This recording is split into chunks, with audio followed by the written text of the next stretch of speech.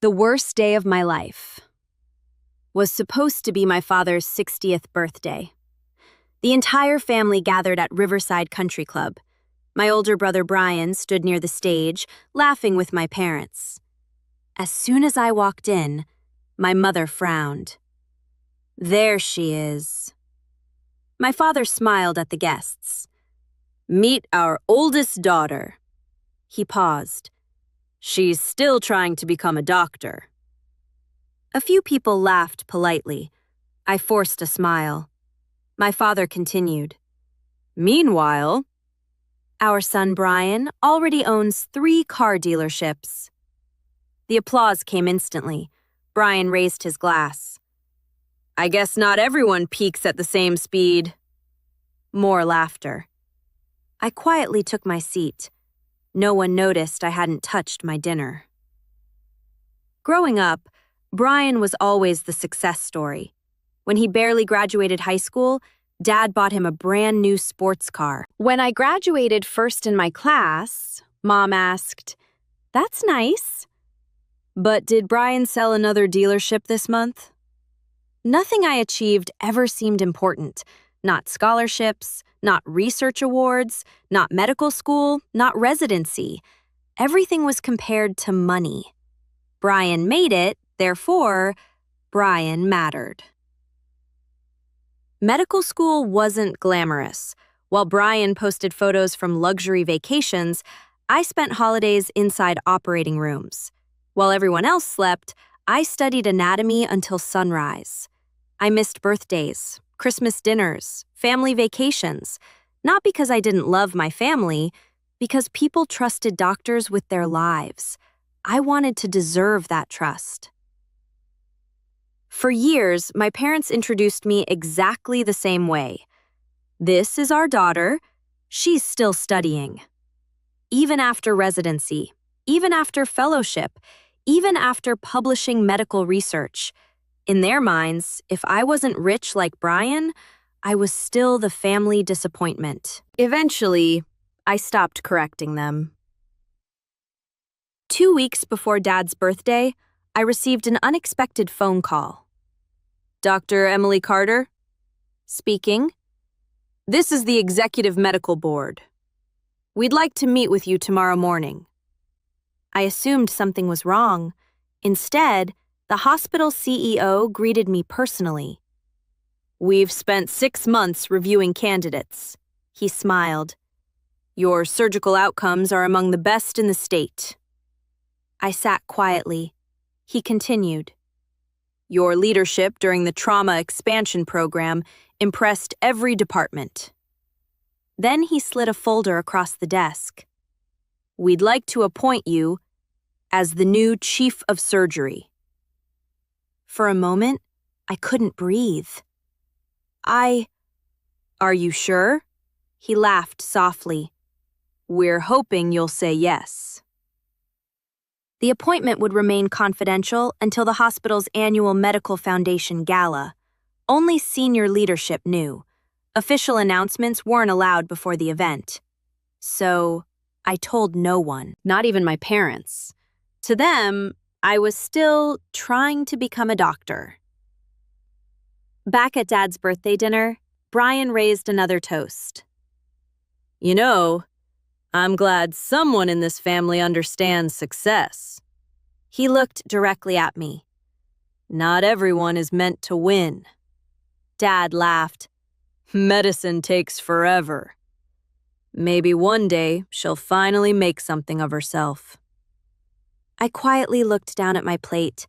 Then my phone vibrated. It was the hospital administrator. Urgent. The chief of surgery announcement has been moved to tonight.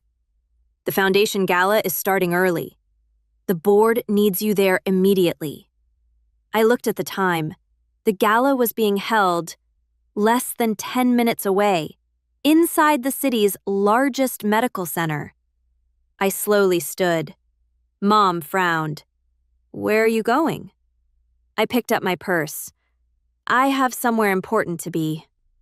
Dad shook his head. Can it wait? I smiled politely. No, it really can't. Without another word, I walked out of the ballroom, completely unaware that 30 minutes later, my parents, my brother, and nearly everyone from that birthday party would hear my name announced over the hospital's main auditorium. The hospital auditorium was already full when I arrived. Doctors, nurses, board members, community leaders, even local reporters. The annual Medical Foundation Gala was the biggest event of the year. I slipped into a side room to change into my white consultation coat. A hospital coordinator smiled. "Congratulations, Dr. Carter. Everyone's excited." I nodded nervously. I still can't believe this is happening. Meanwhile, back at my father's birthday dinner, one of Brian's business partners checked his phone. "Hey, the hospital gala is being streamed live." He looked at my father. "My wife works there. They're announcing the new chief of surgery tonight." My father shrugged. "Let's watch." Within minutes, the ballroom television switched to the hospital live stream. No one paid much attention until the hospital's CEO walked onto the stage. Back at the hospital, the CEO adjusted the microphone. "For years, our hospital has searched for a leader who represents excellence, compassion, and extraordinary surgical skill." He smiled. "Tonight, we are proud to introduce our new Chief of Surgery." The audience applauded. I stood quietly behind the curtain. My heart raced. The CEO continued. "This physician has completed thousands of successful procedures, published groundbreaking research, mentored dozens of young surgeons, and earned the highest patient satisfaction ratings in our institution." He opened a small envelope. "Please welcome Dr. Emily Carter." The curtain opened. The entire auditorium stood. Applause filled the room. For a moment, I simply stood there, trying to process everything. Then I walked onto the stage. Back at the birthday dinner, the room became completely silent. My father's smile disappeared.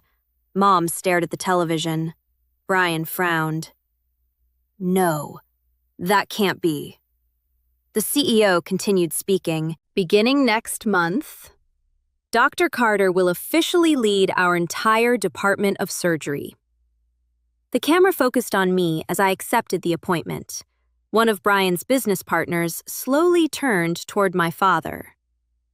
"I thought you said she was still trying to become a doctor." No one answered. After the ceremony, reporters gathered around me. "Dr. Carter, what does this promotion mean to you?" I smiled. "It means responsibility.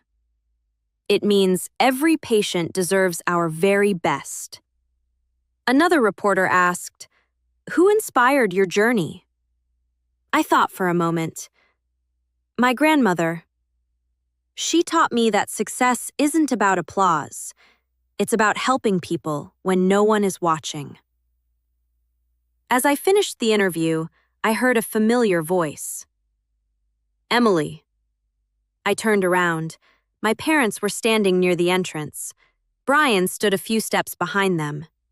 For the first time in years, no one looked confident. Dad spoke first. We didn't know." I smiled gently. "I know." Mom wiped away a tear. "We kept telling everyone you were still studying." "You did. We never asked what you had actually accomplished." "No, you didn't." Brian looked at the floor. "I called you a failure." "You did." "I thought money made me successful." I nodded. "A lot of people think that." The hospital CEO walked over. "Dr. Carter, the board would like to introduce you to the new surgical residents." "Of course." Then he noticed my parents. "You must be Dr. Carter's family." He smiled warmly. You should be incredibly proud. Your daughter is one of the finest surgeons I've worked with in 30 years. No one spoke, because for years, they had measured success in cars, businesses, and bank accounts. The hospital measured it in lives saved. Before I walked away, Dad quietly stopped me. I'm sorry. I spent years calling you the family failure.